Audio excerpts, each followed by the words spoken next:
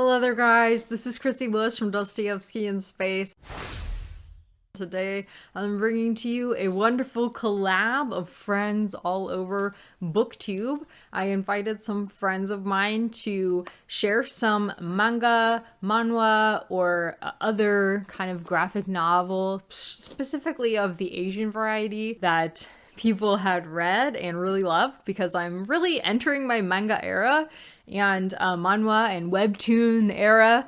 I'm very interested in reading those things as I'm learning Korean and looking at learning Japanese. So it'll be really nice to have a good history of reading those things behind me by the time I'm fluent in those languages. So that's why I'm doing this. I'm definitely not an expert, so I'm going to really leave it to my friends to recommend to you guys, because I know that all of these people are avid readers of manga, manhwa, or webtoons. And the one that I would recommend, that I'm like on volume 4, and it's my favorite manga series that I've ever read so far, is the Apothecary Diaries. This series, there's also a light novel series, but I'm reading the manga series, and I just think that it is really my favorite manga that I have read. It is following a girl who is brought to a Japanese imperial court, and she's made to serve the people there just in like basic chores until they suddenly realize she has a very good awareness of poisons and antidotes, because she used to work at an apothecary. So it's really fun to get to know the main character. Like, she's obsessed with trying out poisons like on her arm and then the antidotes. She just really enjoys her job. She becomes like a food tester and is really serving the ladies of the imperial harem and basically trying to save them from all of the pitfalls of being in their positions. And it's really fun and lively and definitely adult. I would not recommend this to like kids at all. Teenagers would probably be fine. But yeah, definitely not kids. Definitely more of an adult manga. So keep that in mind, but it's really enjoyable and I cannot wait to read more. So without further ado, here are all of my friends. Hi everyone, I'm Yoon from my YouTube channel Tokja Yoon, and Christy asked me to film a clip of mangas and webtoons that I would recommend, and I'm not really sure who exactly this is going out to, but I hope I provide like a good amount of recommendations that you will enjoy. So I'm going to start off with my manga recommendations. And first I'm going to go with the ones that I don't have physical copies of. But I would recommend Bleach. That is an amazing and a classic manga series. Another one is called Reborn, or as I personally called it, was Hitman Reborn. Also super good, but I think the official translation is actually called just Reborn. But it's just easier to call it Hitman Reborn since Reborn is like such a common word. And Inuyasha, classic, and Sailor Moon, another classic I would recommend reading. And for the ones that I do have copies of, first of all, Haikyu, one of my top favorites. I absolutely love this series. And this one is one I found recently, but I've been having fun with it, and it's by the same author and artist as Hitman Reborn, and it is Ron something, the Deranged Detective. If you like mystery, there's like a new crime every chapter, and then it leads to a deeper plot. And then another one I would recommend is the Morose Mononokean. This one, unfortunately, I don't think has an English translation, but there is an anime out. And also, I think a lot of you might have heard of it, but Horimiya is a really cute shoujo manga. And then another one of my other top favorites is Assassination Classroom. So good. I cried so hard at the ending. And then another one that's recent, but a really quick favorite, is Tokyo Aliens. This one has recently come out in English as well. I don't know what volume they're up to, but amazing, amazing. And I also have my ultimate comfort manga, which is Play It Cool Guys, which has also recently come out with an anime. And so that's it for my mangas. And then the next one I have are webtoons. Again, I only have 2 physical copies, so I'll start off with the ones that I don't. I would recommend the Counts Family. I think that's what it's called, something along those lines, because it's really good. I love the art. Another one is Beware the Villainess. It's hilarious and it's so good. I love the take it took on the like transmigration and the whole heroine trope that's been popular recently. And then these two I think are super popular, but they are also my ultimate favorites. This one is my #1, Solo Leveling. Highly recommend it. I love it and I cannot wait for volume 7 to come out, because that is the arc that I know is my favorite. And then this one is Omniscient Reader's Viewpoint. I don't think they have physical copies out in English just yet. And that was it. I went over the time limit Christy gave me, so I'm so sorry about that, but I hope this is a good list for you guys, and I hope you guys check it out and enjoy them as well. And thank you for watching. Bye. Hi there, I'm Jen. My channel is called Remembered Reads.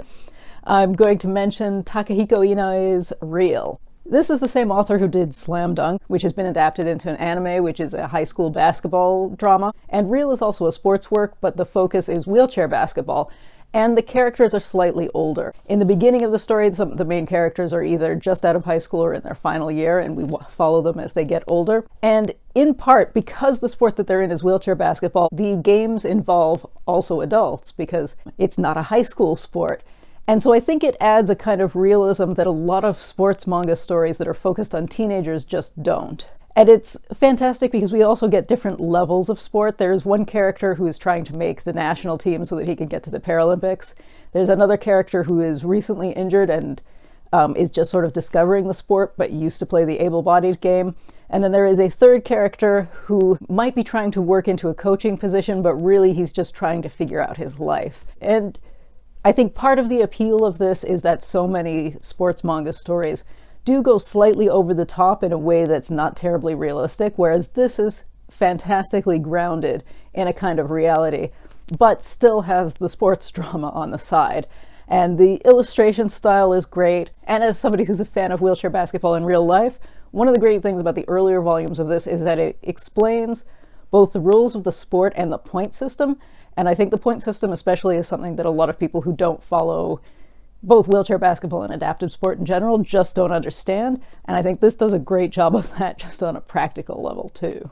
All right, so that's it. You hear all these headlines right now about manga is dying, the industry is shrinking, post this quarantine boom that we had. Well, hopefully this is just part of the popularity swing, but let's talk about, let's say you wanted to get more involved to understand why is it so important that manga is not just called a comic. And I think the place to start with that is Bakuman. Bakuman is from the creators of Death Note, a smash hit that became an anime and even real live action, but we don't mention that. The author and illustrated came together to also create Bakuman. It's about 2 teenage boys that team up to create manga. It's a depiction of the manga scene, of what goes into creativity. How do we decide what's the work of art that's going to make us happy? How do we decide on whether we're creating art for others versus ourselves?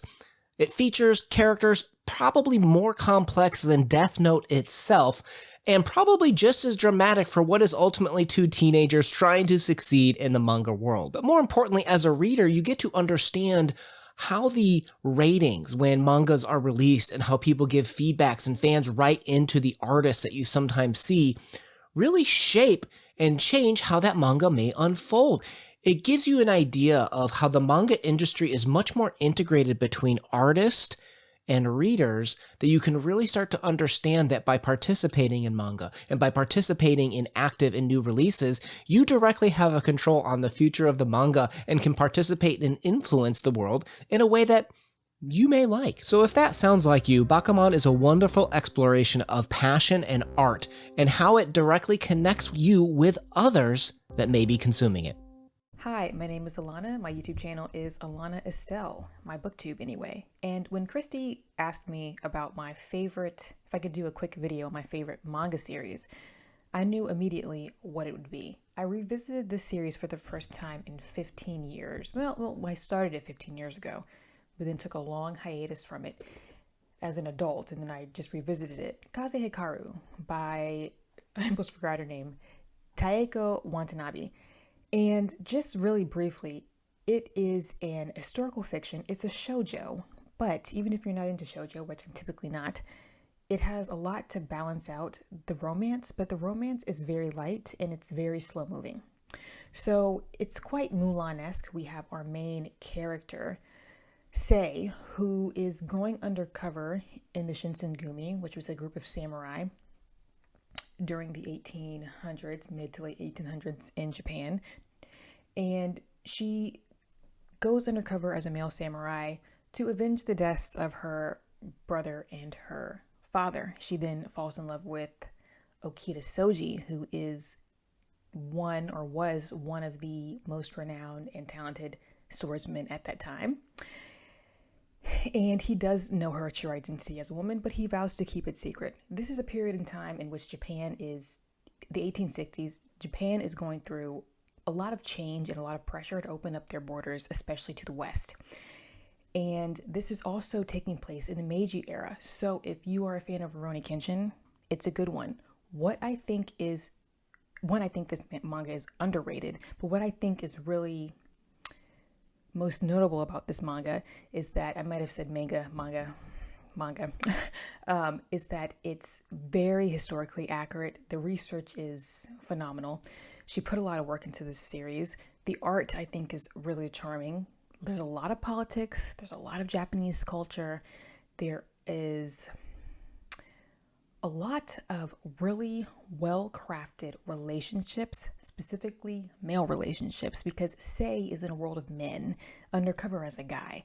So even though this is a shoujo, there's something that's quite masculine about this. And I mean that in a good way. It's a lot of healthy male relationships.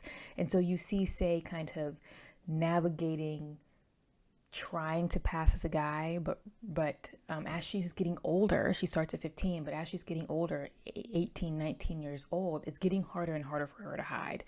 And so the series is not done yet in English. It's done in Japan. It's been done in Japan. There are 45 volumes, I think, total. The United States, or at least in English, the first 30 volumes are published.